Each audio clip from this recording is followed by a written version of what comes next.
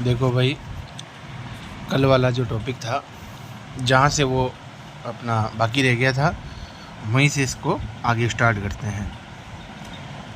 तो बात थी कि भाई v की समीकरण थी v note sine omega T, और i के लिए जो समीकरण थी वो थी i note sine omega T plus के पाई बाय 2।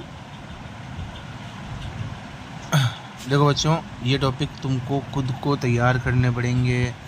जब ये तैयार होंगे, रोज़ वीडियो देखो, रोज़ तैयारी करो। कुछ समझ में नहीं आए तो पूछो। अब ये हम कौन सा टॉपिक पढ़ रहे हैं? संधारित्र वाला। इस संधारित्र वाले में क्या हुआ था कि स्रोत के साथ में एक संधारित्र जुड़ा हुआ था, तो v बराबर अपने रखा था vc, है ना। v की जगह v note sine omega T, vc की जगह q अपॉन c। उससे आई थी धारा की समीकरण। कलांतर कितना आया है? पाई बाय 2, है ना। ठीक है, अब हम बनाएंगे कला संबंध। ठीक है, कला संबंध आरेख। ठीक है भाई, तो सारणियाँ इससे पिछले वाली वीडियो में बना रखी है, उनकी प्रैक्टिस करो। जिसको समझ में आया हुआ है वो दूसरे की भाई मदद करो, उसको बताओ। देखो कैसे बनाना है, समझो। देखना है ना।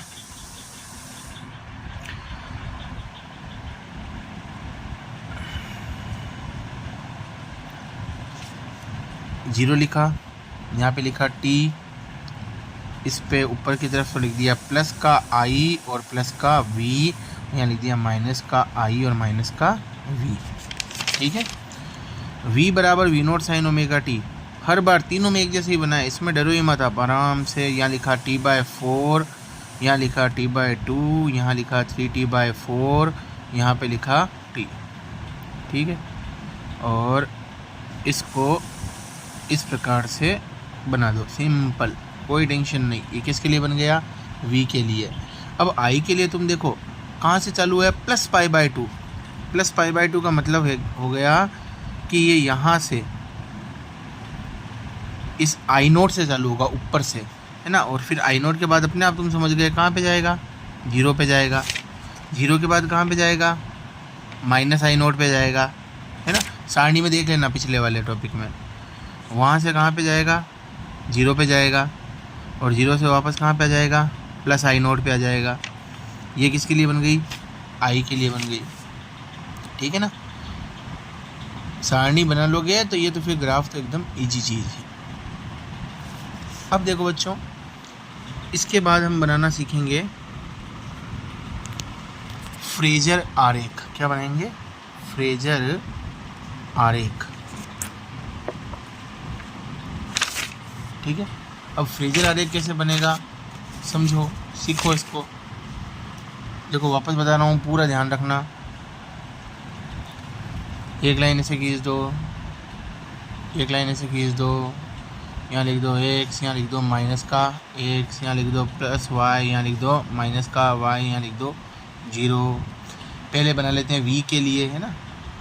तो v के लिए देखो ऐसे बनाओ, एक सदिश बनाओ, तीर का निशान यानी सदिश। उसकी पूंछ किससे जुड़ी हुई है? o से। शीर्ष पे क्या बता दिया? v note. ठीक है, किस वेग से चल रहा है ये? ओमेगा से। t समय बाद कितना कोण बना देगा? Omega t। तो कहाँ पे आ गया? यहाँ पे।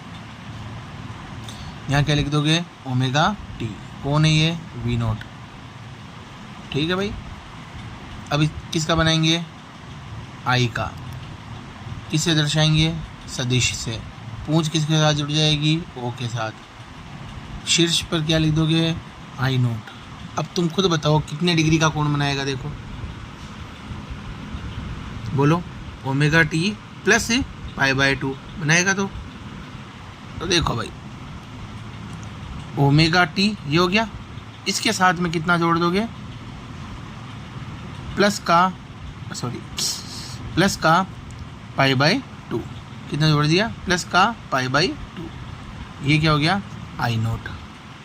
वापस सुनो, ओमेगा टी और प्लस कितना? Pi by 2। पूरा कोण कितना हो गया? देखो भाई समझ में आ जाएगा, 90 प्लस ओमेगा टी हो गया ना, यानी ओमेगा टी प्लस 90, ये कौन हो गया, आई नोट। कौन हो गया, आई नोट। और ये क्या बन गया अपना, फ्रेजर आरेख। इतने सिंपल नंबर हैं, सबसे आसान पार्ट है ये, यूँ मानो आप, है ना। आखिरी चीज़ देखो बच्चों, एक से सी बराबर, है ना, क्या था, 1/c ओमेगा। ओमेगा की जगह क्या रख देंगे, 2πf, तो ये जगह c 2πf। अब तुम बताओ, ये जो धारितीय प्रतिघात है एक्स सी, और जो f है फ्रीक्वेंसी, आवृत्ति, इन दोनों में क्या संबंध हो गया, बहुत बढ़िया, व्युत्क्रमानुपाती। ग्राफ बना दिया, ये किसका बन गया ग्राफ, व्युत्क्रमानुपाती का। ये आपका टॉपिक ख़त्म हुआ, इसमें आपका कोई एक नंबर भी नहीं काट सकता है अब, ठीक है। और थ्योरी जो है लिखनी है, वो मेरे पास एक PDF बनी हुई है, मैं आपको बना ली मतलब मैंने, और मैं आपको भेज दूंगा। अब किसी भी थ्रू भेजता हूँ, देखते हैं, वो आपस में तुम सर्कुलेट कर लेना एक दूसरे के पास। ये लेसन अपना आधा हो चुका है भाई, ठीक है ना, और अब आधा बाकी लेसन है ये, उसको अपन जल्दी से ही कर लेंगे पूरा। तो इस वीडियो को यहीं पे एंड करते हैं, और नई वीडियो में मैं जल्दी ही अपलोड कर दूंगा। एक बार देखो इधर, R, L और C, इन तीनों को ढंग से तैयार करो। तीनों के लिए V की समीकरण तो कितनी हो गई, इतनी हो गई, और I की समीकरण तीनों के लिए अलग अलग है। इसके लिए हो गई I0 साइन ओमेगा टी, इसके लिए हो गई I0 sine omega T minus π/2, इसके लिए हो गई I0 sine omega T plus π/2। Graph बनाओ, एक जैसा टॉपिक है, तैयार हो जाएगा। मेहनत करो ढंग से, तब समझ में आएगी बातें।